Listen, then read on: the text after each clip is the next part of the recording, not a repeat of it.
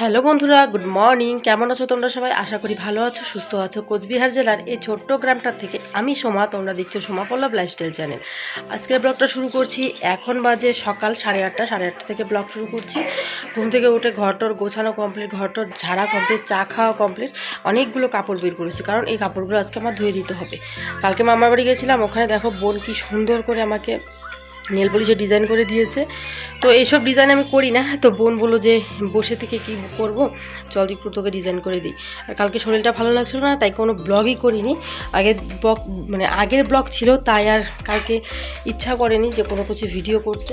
আর এদিকে দেখো ঘর দর একদম পরিষ্কার ফটফটা করে নিয়েছি। আর ওইদিকে আমার বিছানার চাদরটা তুলে নিয়েছি, কারণ আমার বিছানা ধোয়া প্রায় 6-7 দিন হয়ে গেছে, আর ধোয়া হয়নি। তো আজকে ধোবো। আর কিছু নতুন কাপড় চোপড় নিয়ে নিয়েছি, যেগুলো একবার করে পরা হয়ে গেছে, সেগুলোকে ধুয়ে দেবো। আর নতুন কাপড় নাকি এই টাইমে পরতে নেই, কিন্তু আমার যে কাপড়গুলো আছে একজন পরে দিয়েছে, একটা দিদি পরে দিয়েছে, একটা বৌমনি পরে দিয়েছে। পরে হালকা হালকা করে ছিঁড়ে দিয়েছে বা পুড়ে দিয়েছে, তারপর নাকি পরা যায়। তো তাই পুরো হ্যাসফ্যাস করছে দমটা।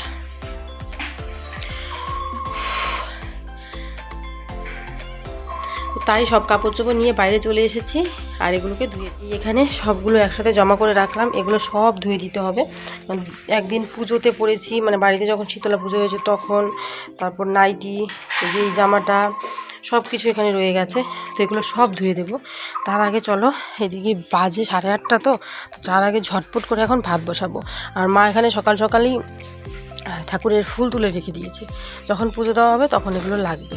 তোমাদের একটা জিনিস দেখাই, আমার গোলাপ গাছে আরও নতুন একটা গোলাপ ফুটছে। গোলাপটা ভীষণ ভীষণ সুন্দর।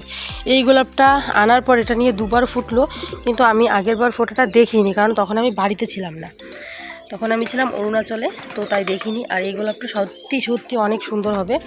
আর এখানেও কলি ছাড়ছে দেখো, এই যে, তারপর এই যে, এগুলো হচ্ছে সাদা গোলাপ, এটারও কলি ছেড়েছে। সত্যি এইটার ফুল ফুটলে আমি এতটাই খুশি হব, কারণ এটা আনার পর থেকে একবারও ফুল ফুটেনি। আর ওইগুলো গাছেরও কলি ছাড়ছে। ওটা হচ্ছে হলুদ, তারপর ওটা হচ্ছে হালকা কালো কালোর মধ্যে, আর এটা হচ্ছে সাদা, আর এটা হচ্ছে লাল। তো একটা জিনিস লক্ষ্য করতে হবে, সেটা হচ্ছে গাছের গোড়া দিয়ে কি আর কোনো নতুন গাছ বেরিয়েছে নাকি, তাহলে নাকি ফুল হয় না। আমি প্রায় সময়ই গাছের গোড়া থেকে যদি গাছ বেরোয়, সেটাকে আমি দেখো, সেটাকে আমি তুলে ফেলে দিই। তো বেরিয়েছে।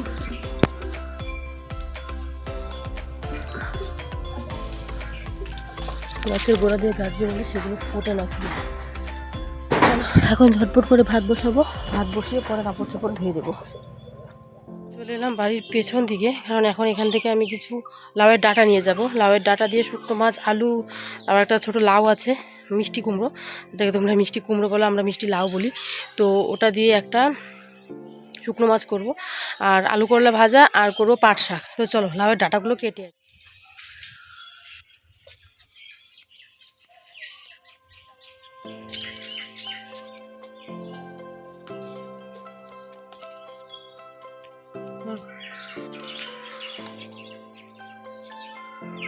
এখান থেকে কিছু মিষ্টি কুমড়োর ডগা তুলে নিচ্ছি, কারণ আজকে আমি আমার স্পেশাল একটা রান্না করব, সেটা হচ্ছে শুকনো মাছ।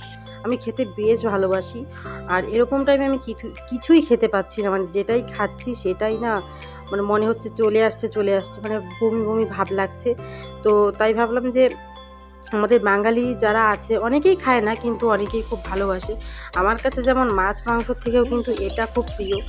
এই জিনিসটা হলে না আমার খাওয়াটাও জমে যায়। আর দেখবে একটু জ্বর কাশি সর্দি হলেও কিন্তু মনে হয় কি, একটু যদি শুকনো মাছ দিয়ে ভাতটা খেতে পারি, তাহলে মনে হয় একটু ভালো লাগবে। তাই আজকে আমার মনের শান্তিতে আমি একটু শুকনো মাছ রান্না করব। জানি না খেতে পারবো কি না, কিন্তু রান্নাটা করব যদি একটু ভাত খেতে পারি। এভাবে যদি আমি না খেয়ে থাকি, যেরকম শরীরটা খারাপ লাগছে, তাহলে তো আমার শরীরটা আরও বেশি খারাপ হয়ে যাব। আর এই টাইমে নাকি খেতে হয় বেশি বেশি করে। তো চলো, আমি তো কিছু লাউয়ের ডগা তুলে নিয়েছি, মানে মিষ্টি কুমড়ো, আমরা না মিষ্টি কুমড়ো বলি না, আমরা মিষ্টি লাউ বলি। তো তুলে নিয়েছি, তুলে একদম রান্নাঘরে নিয়ে আসছি। আর এখন সব সবজি দিয়ে এটা রান্না করব। এখানে আলু দেবো, বেগুন দেবো, অনেক সবজি দেবো।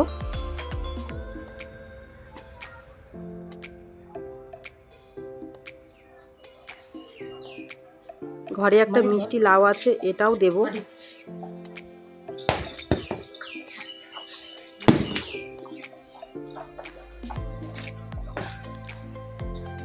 ভালো করে মিষ্টি লাউটাকে ফাটিয়ে নিলাম। এখন এই মিষ্টি লাউটাকে কেটে কেটে এটার মধ্যে দেব।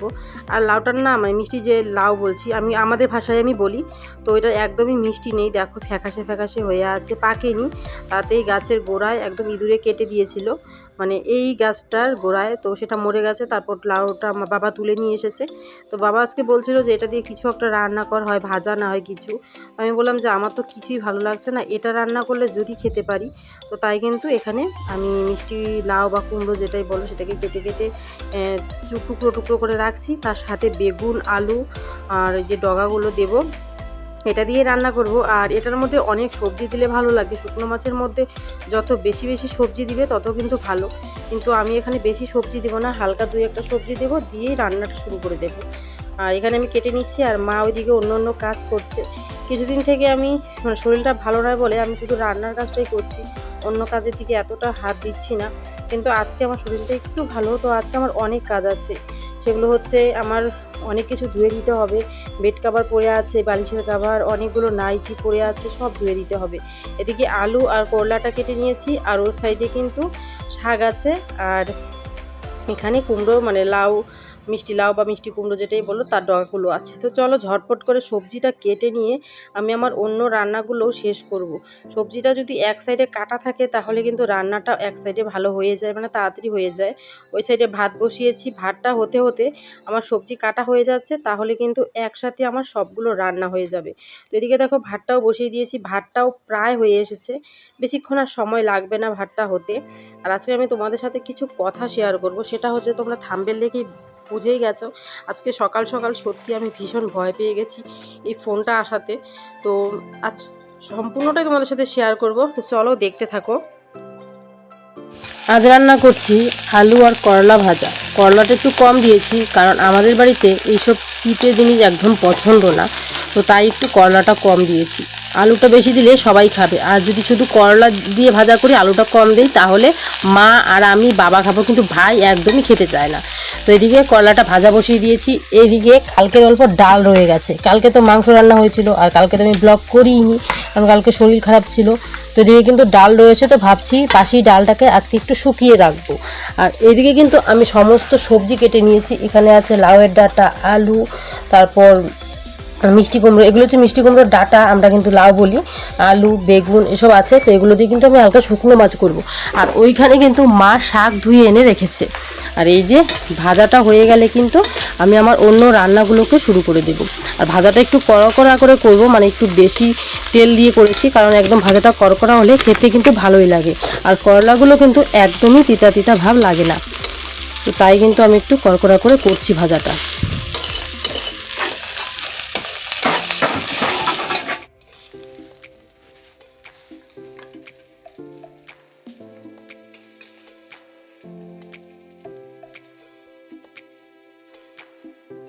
আলু আর করলা ভাজাটা হয়ে গেছে, এটাকে এখন নামিয়ে নিচ্ছি এই বাটিটার মধ্যে। আমাদের বাড়িতে সবাই যদি একটু করলা কম হয় তাহলে খেতে চায়, বেশি হলে খেতে চায় না, কারণ একটু তেতো তেতো লাগে তো। আর এখানে কালকের বাসি ডাল ছিল, এই ডালটাকে কিন্তু এখন শুকনো করে নেব।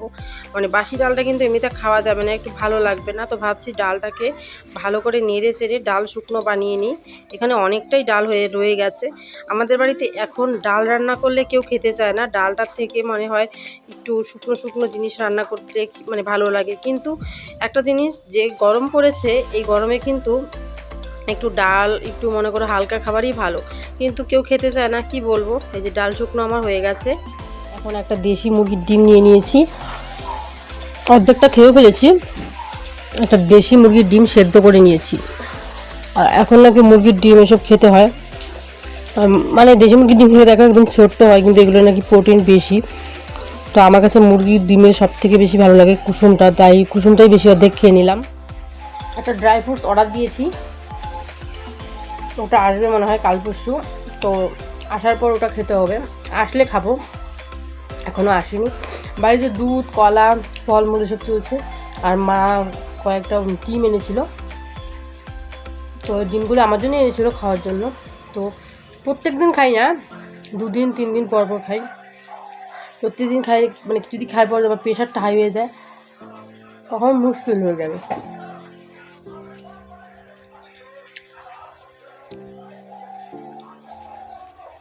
গরম। চলো, পেটটা হালকা ভরে গেছে। চা খেয়েছিলাম, বিস্কুট খেয়েছিলাম, এখন ডিম খেলাম। আর রান্নাও প্রায় কমপ্লিট, আর একটু হলেই হয়ে যাবে। পরে ভাত খেয়ে নেব। মা বাবা চলে গেছে জমিতে, ভাই চলে গেছে কম্পিউটার ক্লাসে, আসতে দেরি আছে। আমি একাই খেয়ে নেবো, কারোর জন্য অপেক্ষা করি না। এখন অপেক্ষা করলে অনেকটা দেরি হয়ে যায়, আমার প্রচুর খিদে পেয়ে যায়, পেটে ব্যথা করে, তাই অপেক্ষা করি না, নিজে নিজে নিয়ে খেয়ে ফেলি। শুকনো মাছটা হলেই ভাতটা খেয়ে নেবো। সকাল সকালে কাপড়গুলোকে বের করেছিলাম, সেগুলো তো আর পারিনি তখন। এখন কাপড়গুলোকে ধুয়ে দেবো।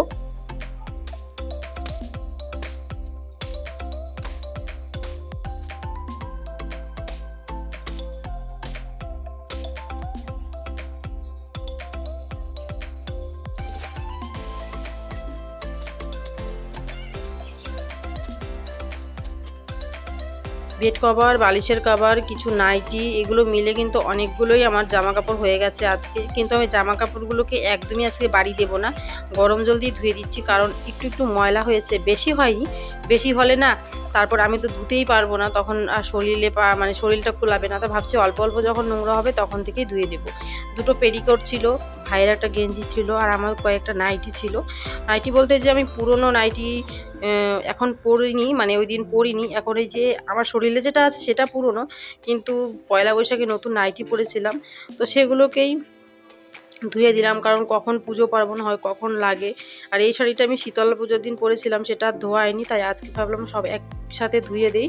আর আমার বেড কাভারটা অনেক কয়দিন হয়ে গেছে জানো, এভাবেই রয়ে গেছে।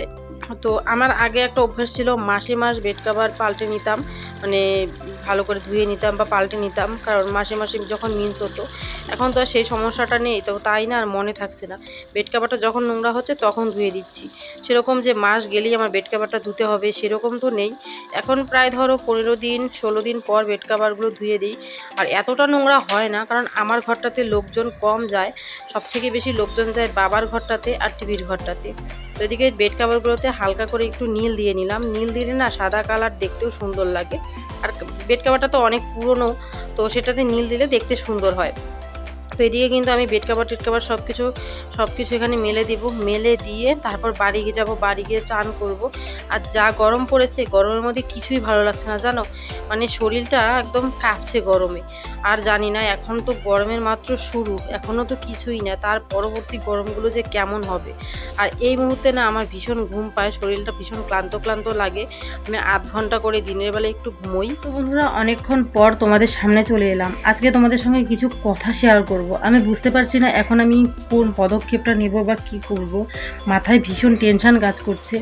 তো ভাবলাম যে এখানে তো অনেকেই আমার থেকে বড় আছো, অনেকেই নার্স আছো, সেদিন আমাকে একজন নার্স দিদি কমেন্টও করেছো।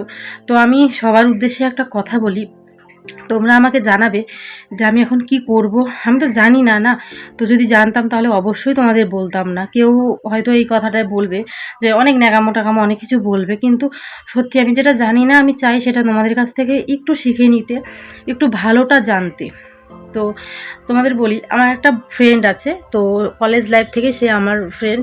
তো তারও কিন্তু আমার মতো, মানে আজ থেকে 3 মাস আগে তার 2 মাস ছিল। তো তখন সে প্রথম টেস্ট করেছে, টেস্ট করে তার ধরা পড়েছে যে না, তার বেবি হবে। তো তার যখন 1.5 মাস, তখন সে সেন্টারে গিয়েছে। সেন্টারে গিয়ে তো সেন্টারের চিকিৎসা করেছে, মানে সেন্টারে আমাদের যেমন হয়, তো ওষুধপত্র দেয়, আয়রন ট্যাবলেট দেয়, ক্যালসিয়ামের ট্যাবলেট দেয়, ইনজেকশান দেয়, তো ওসব দিয়েছে। দেওয়ার পর তো তারাও খুব খুশি যে তাদের বেবি হবে। আর তারা অনেকবার চেষ্টা করেছে, ডাক্তারও দেখিয়েছে, কিন্তু কিছুতেই বান্ধবীটা কনসেপ্ট করছিল না, তার নাকি সমস্যা ছিল কিছু। তো তারপর প্রায় বিয়ের 3 বছর, তারা চেয়েছিল যে বিয়ের পরের বছরই বাচ্চা নিয়ে নেবে। তো বিয়ের 3 বছর পর তারা কনসেপ্ট করলো। তো তখন তো সবাই খুব খুশি যে না, মেয়ে কনসেপ্ট করেছে। যখন সেন্টার থেকে ইনজেকশন দিয়ে এলো, আসার পরের দিনই তার মিন্স হয়ে গেছে। মানে সে পরীক্ষাও করেছে, সে প্রেগনেন্সি কিট দিয়ে পরীক্ষাও করেছে, দুটো দাগ হয়েছে, মানে যেরকম দুটো দাগ হয় আমার মতো সেরকমই হয়েছে। তো কালকে আমাকেও ফোন করে বললো এই ঘটনাগুলো। তো আমিও ভয় পাচ্ছি, আমি এখনও সেন্টারেও যাইনি বা আমি ডাক্তারের কাছেও যাইনি এখনও। যাব, তো ভাবছি সামনেই ভোট, আর 2 দিন আছে ভোট। এখন না আমাদের এই শীতলকুচি এলাকাটাতে প্রচুর মারামারি, এই ভোটের আগে আগে প্রচুর মারামারি, প্রচুর ক্যাচাল হাত, মানে প্রচুর হয় এগুলো। তো ভাবছি আর 2 দিন আছে মাঝখানে ভোটের, 2 দিন পরে আমি ডাক্তারের কাছে যাব। এখন ভাবছিলাম যে কাল হচ্ছে বুধবার, আমি বুধবার দিন, আর এই ভিডিওটা তোমরা একদিন পর দেখছো, মানে বুধবার দিনই দেখছো, তো বুধবারেই আমি যাব সেন্টারে। তো সেখানে ফোনও করেছে, আমাকে বুধবারে যেতে বলেছে। তো এখন ভাবছি যে আমি কোথায় যাব আগে। ও আমাকে যে, মানে আমার বান্ধবীটা আমাকে যেভাবে ফোনে বললো, আমি প্রচুর ভয় পেয়ে গেছি। ও আমাকে বললো যে প্রথমে ডাক্তারের সাথে মানে কথা বলে, ডাক্তারের চিকিৎসা, মানে ডাক্তারের কাছে প্রথমে গিয়ে ডাক্তার কি বলে না বলে সেগুলো শুনে তারপর নাকি সেন্টারে যেতে। আর আমাদের এদিকে অনেক যাদের বাচ্চা হয়েছে তাদের সাথে আমি মানে তাদের সাথে কথা বললাম, তারাও বলেছে যে না, তারা নাকি প্রথমে সেন্টারে গিয়েছে। মানে আমার বান্ধবীটা বলছে ওদের এখানে অনেক মেয়েরই এরকম হয়েছে, সেন্টারে যাওয়ার পর মানে মিসক্যারেজ হয়ে গেছে। আমি এখন মানে বুঝতে পারছি না আমি এখন কোন পথে যাব, কি করব, মানে আমি কিছুই বুঝতে পারছি না এখন কোথায় যাবো। আমার টেনশনে মাথা কাজ করছে না জানো, এমনিতেই শরীরটা দুর্বল, এমনিতেই খেতে পাচ্ছি না, যাই খাচ্ছি তাই বেরিয়ে যাচ্ছে, প্রচুর দুর্বল লাগছে, তার সাথে এই টেনশন, মানে আমার মাথাটা কাজ করছে না আমি এখন কোন পথে যাব, কি করব।